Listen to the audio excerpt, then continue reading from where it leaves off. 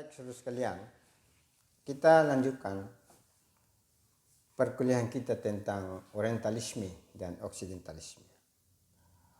Dalam memandang Orientalisme ini, minimal kita bisa melihat dua pandangan. Yang pertama, pandangan secara tekstual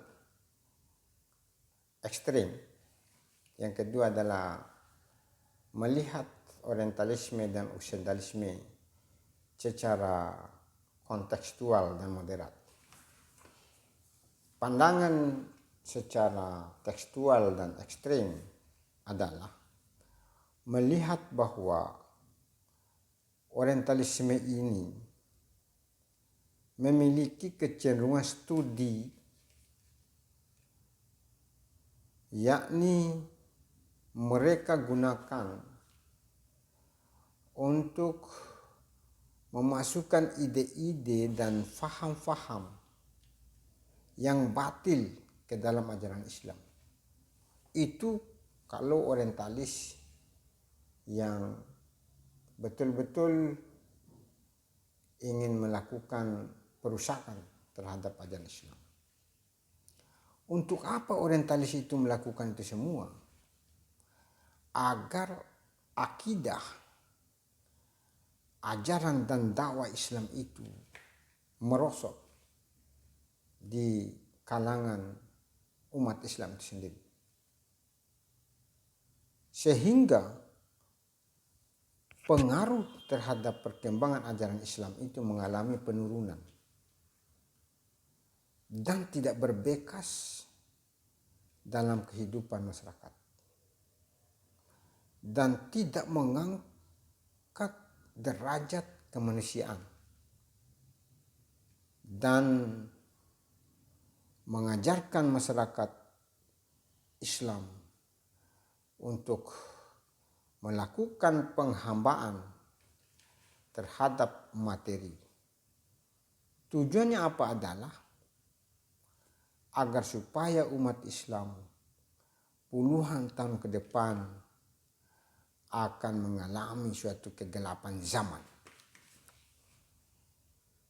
Karena itu orang-orang orientalis itu merasa senang kalau umat Islam itu kufur, umat Islam itu fasik, umat Islam itu syirik, dan umat Islam itu lemah atau bodoh dan tertindas. Agar supaya umat Islam itu gampang dijajah, dianiaya, dan seterusnya.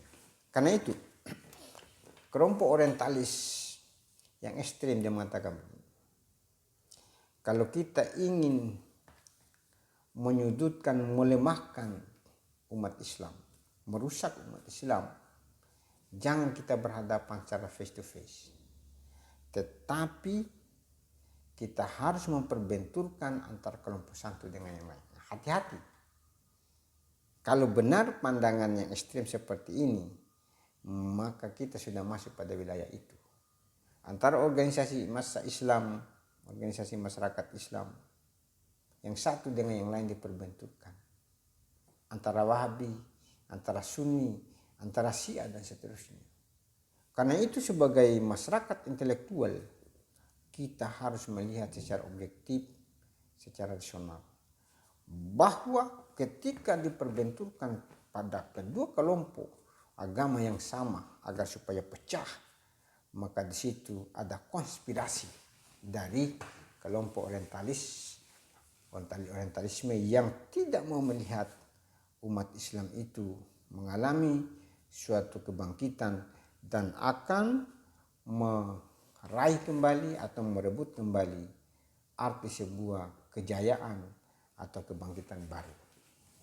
Karena itu saudara-saudara sekalian, dengan melihat ajaran orientalisme yang ekstrim seperti ini, maka kita boleh hati-hati dalam menyikapi segala perkembangan yang menjadi penghasut, adu domba dan seterusnya antara kelompok Islam satu dengan lain. Karena itu Jika kita berada pada kelompok itu, marilah kita sadar bahwa kelompok yang tekstual menghargai yang kontekstual, menyayangi yang tekstual. Kita tidak boleh berada pada pihak yang tekstual harus dibumi hanguskan, dimusnahkan, yang kontekstual harus dipertahankan, atau bagi tekstual mengatakan yang kontekstual harus dibumi hanguskan karena merusak akidah, dan yang harus eksis adalah tekstual. Tidak boleh ada perasaan seperti itu. Baik.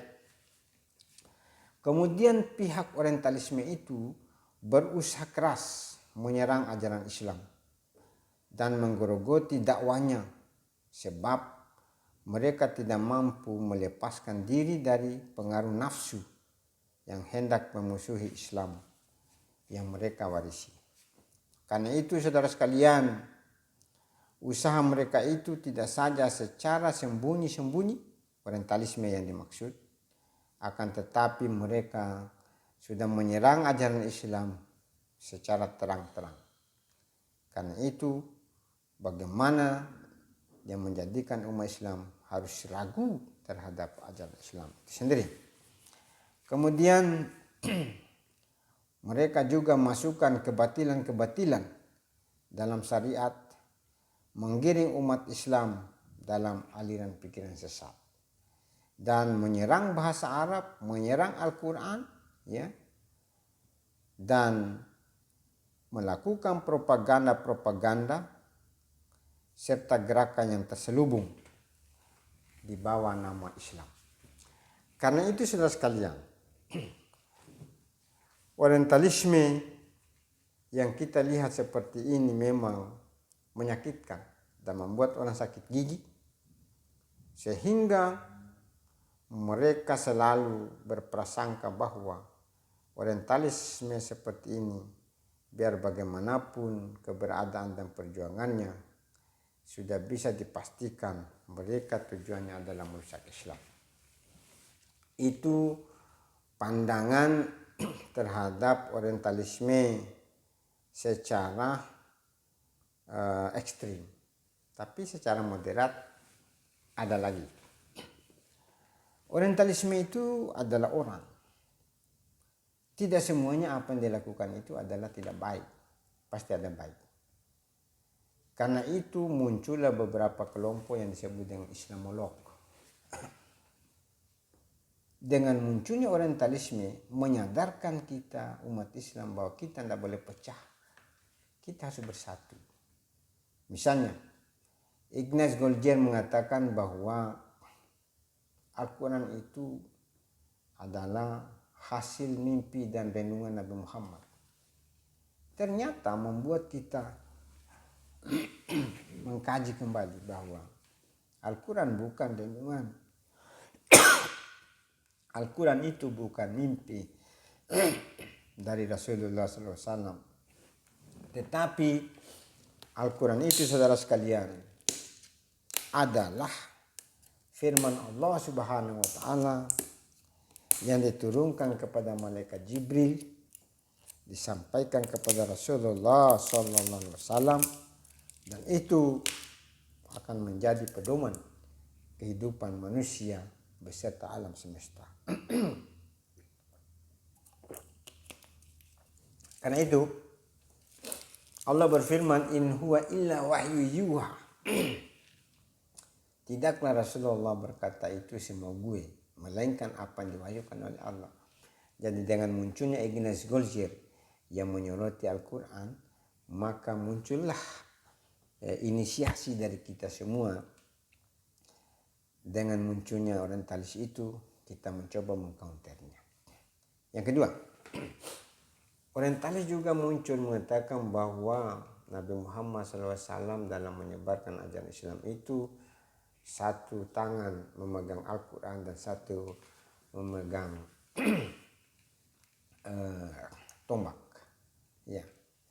Karena itu orang-orang orientalis itu melihat bahwa Islam yang disebarkan itu melalui pedang, melalui peperangan. Padahal tidak sama sekali. Islam itu disebarkan sesuai dengan ajaran Islam, yaitu Rahman dan Rahim. Ya. Ada banyak pandangan orientalis yang memojokkan Islam terhadap keberadaan Nabi. Nabi yang memiliki banyak istri, Nabi yang menyebarkan ajaran Islam. Itu semua sebenarnya sengaja mereka untuk melakukan perusakan akidah umat Islam terhadap pandangan mereka, keyakinan mereka terhadap Al-Quran dan Nabi. Karena itu juga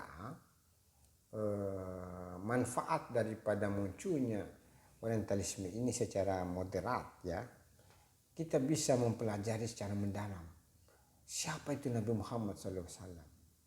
Nabi Muhammad SAW, kalau kita mau kaji lebih dalam, kita harus mengkaji Al-Quran. Karena akhlak Rasulullah adalah khuluqul Quran. Akhlak Nabi adalah akhlaknya Al-Quran. Untuk mengkaji tentang bagaimana sepak terjang Nabi Muhammad SAW, kita harus mengkaji Al-Quran. Inilah yang membuat kelompok-kelompok Barat, Islamic Studies, ya, melakukan kajian. Mereka mengatasnamakan sebagai Islamolog untuk mengkaji lebih dalam. Misal seorang sufi namanya Animal Shimal, ya, dulu dia paling menyoroti tentang ajaran Islam. Ketika dia melakukan kajian-kajian, maka berbalik haluan 360 derajat, dia meyakini bahwa Islam apa yang dipahami oleh Barat, Islam apa yang dipahami oleh orientalis adalah cara pemahaman yang salah.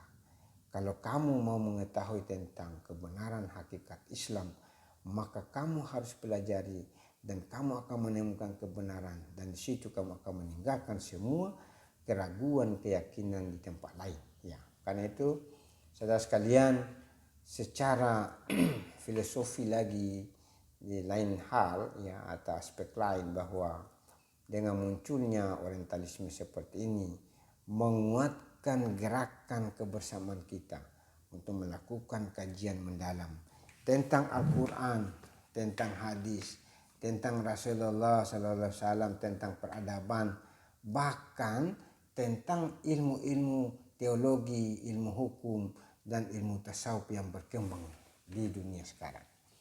Karena itu saudara sekalian, beberapa sebenarnya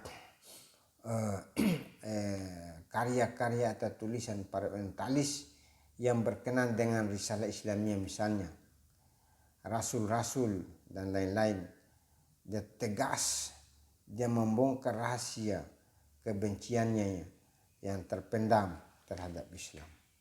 Karena itu Goldziher yang disebutkan tadi adalah apa yang tulis oleh salah seorang itu tentang bagaimana karangan Goldziher tentang keberadaan Islam di mata dia. Ya, karena itu bagi mereka katanya Islam itu adalah agama penjajah.